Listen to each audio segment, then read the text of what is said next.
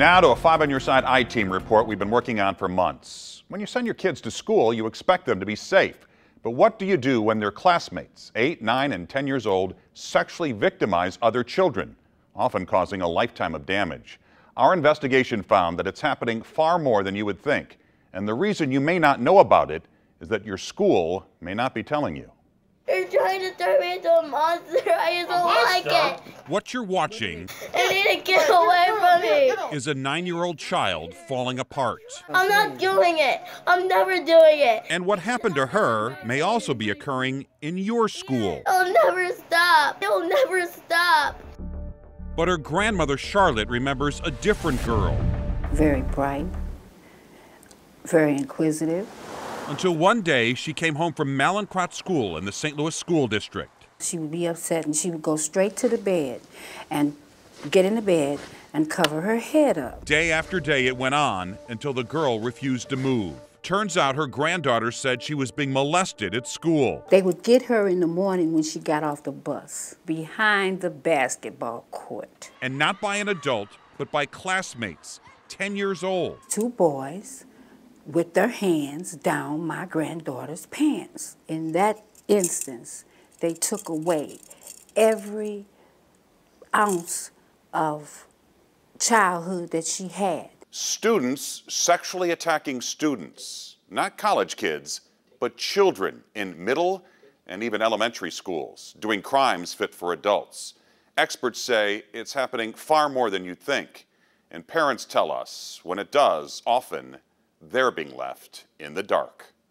Lucretia Springfield remembers when she found out. I begged her to tell me. She was at Whiteside Elementary School in Belleville, Illinois, picking up her 8-year-old daughter when One of the teachers pulled me to the side and with tears in eyes, her message, talk to her daughter because something bad had happened. And in a mother-daughter talk, that bad turned out to be a classmate, a girl. She said the girl would put her tongue in her mouth and her hands in her pants. She was scared. Her eyes, went wide. And not far away, Christisha Dowell's 10-year-old daughter was telling her a similar story about the same girl. And she said that the girl did kiss her and the girl did touch her down there. Mom, she touched me down there.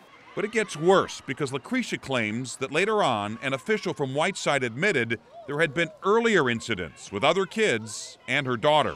So that's when I completely broke down because I couldn't believe he knew my daughter was sexually assaulted weeks ago and didn't call me.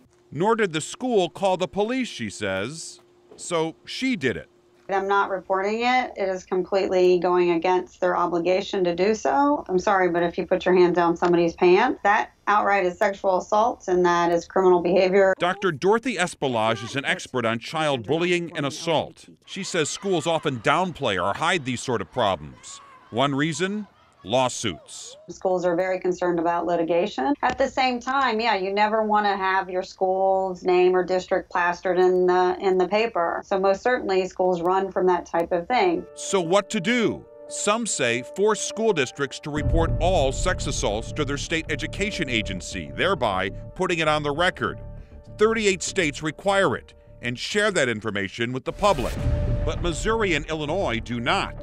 That's why mothers like Lucretia Springfield say it's time for a change. When kids have headlights, you get a letter. Let parents know that they need to talk to their children to make sure this didn't happen to them.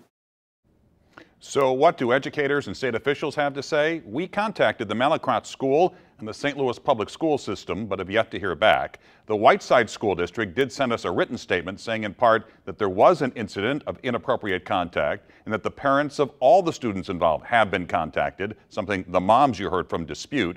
Whiteside also said the district is cooperating with ongoing investigations by law enforcement and children's services. And then early this evening, their superintendent sent me an email claiming that an unreleased report from Child and Family Services found no evidence of any sexual abuse nor any finding of inadequate supervision at the school, and asked us not to mention Whiteside in our story tonight. So if they don't have to report it and you're a parent, what are you supposed to do?